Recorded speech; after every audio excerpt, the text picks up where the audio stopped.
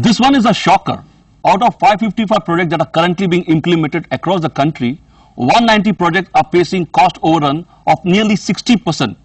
In value term, this 60% works out to 1,30,000 crore rupees. That's a huge number. So can the adoption of project management practice bring this number down drastically so that the money so saved can be effectively deployed elsewhere? Project management, an imperative for India's growth story. That's our talking point today. Joining me on the show are Mr. B.K. Batra, Deputy MD, IDBI Bank, Mr. Suneet Maheshwari, CEO and MD of L&T Infra Finance, Mr. Rajiv Batra, Partner, KPMG, and joining us from Delhi via Obi-Wan link is Mr. Amitabh Khan, CEO and MD, Delhi Mumbai Industrial Corridor Development Corporation Limited. Gentlemen, welcome to the show. Okay, Mr. Batra, if I may begin with you. Why do infrastructure projects generally in this country face time and cost overruns? One could be, faulty formulation of projects, that in the stage of formulation itself we don't really pay the kind of detailed attention to certain projects because of the complexity which they deserve. Second could be that there is a long list of approvals and clearances on which these projects are dependent and which take time. Third is that at the execution stage, the developers, they are not in a position to manage it as well as they should because of reasons attributable to the project, because of the reasons attributable to external factors as well. Mr. Maheshwari, you want to join him? First problem that most of the projects suffer is land related, either land acquisition or something of that kind. So I think, and we've looked at about 600 odd projects of different sizes, both in public and private, and this is a common theme. The second, I would put it under the basket of clearances, and the topmost issue that comes under the basket of clearances is coal or fuel linkages that are there. That is the power sector generally. Yeah. Environmental clearance also? Environment clearance and forest clearance, R&R, this is another big issue that is there.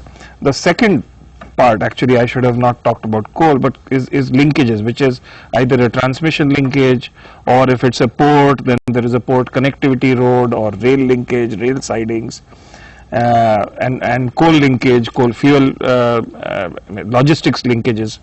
I think these are the three major baskets. Okay. Rajiv, you want to add as a KPMG, what has been your experience? There are three components of project management. Plan, execute, evaluate. Seems simple, but we all know most projects are not well planned and are not well evaluated. Most project managers hit the project into execution and stay on the execution, and as soon as the project gets over, which probably 3 years, 4 years, get into the other project execution. That's what Mr. Maheshwari saying. There is the exuberance, and then you want to get into plan, but there's no get into the execution of the project, but there's no planning. So the point I'm making is that the three components or pillars of the project, every focus is only execution, with no emphasis on the front end and back end of planning it well, and after the project is executing, spending time in evaluating what went right or wrong in the project, so that your learnings can go into the next project. Let me get Mr. Amitabh Kant, your view also. Well, first of all, projects are not well structured. There's a huge poverty of well structured projects. Secondly, I feel that before a project is approved, it's very important to form a special purpose vehicle and house the land and all the necessary approvals. In India, it takes close to about 3 years to get close to about 40 to 45 odd clearances which a project requires. It's necessary that the project preparation work, all the approvals are taken and housed into the SPV itself, and actually the SPV needs to be bid out in a transparent, competitive manner with all the approvals intact. I think third key issue to my mind is in the past, the sovereign incubated SPV is what has been suggested in the past. I think it's still on the paper, I suppose. Is it feasible, and why is the government not taking action on that? Actually, to my mind, unless a whole range of projects are incubated with specific SPVs and all the necessary approvals housed in this, projects will keep getting delayed. Because, you know, projects keep getting announced at a concept stage. Projects need to be structured with all the necessary approvals. There's a softer component of these projects and there's a harder component of this project. So I think the softer component of the project preparation work needs to be done in a very, very scientific manner. And I think all this needs to be done by bringing in project management consultants who have delivered across the world. There's a whole lot of skills available, and bringing them at the initial stage itself will, you know, it's an investment which will save a lot of time in the long run. So to my mind, the last issue which I want to emphasize on is the harder component, and that is issues of detailed engineering and execution. And I think you'll bring in a lot of efficiency into the project execution if you have project management consultants who actually review the detailed designs which have been done and then supervise and monitor the execution on ground.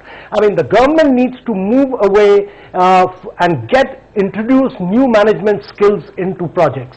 Let me get Rajiv.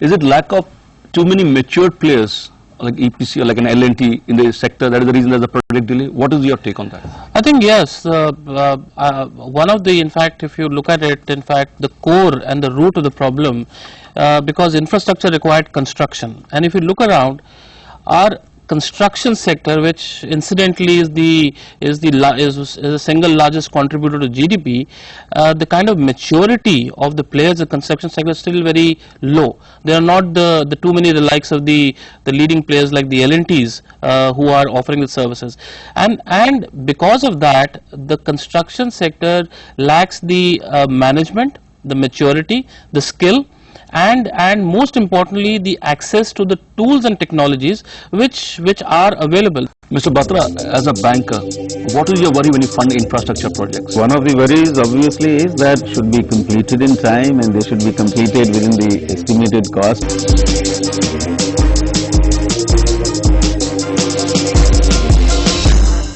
There's a tremendous saving in terms of using project management practices in today's economy. One, professional project management practices ensures that the projects are completed within cost, within time.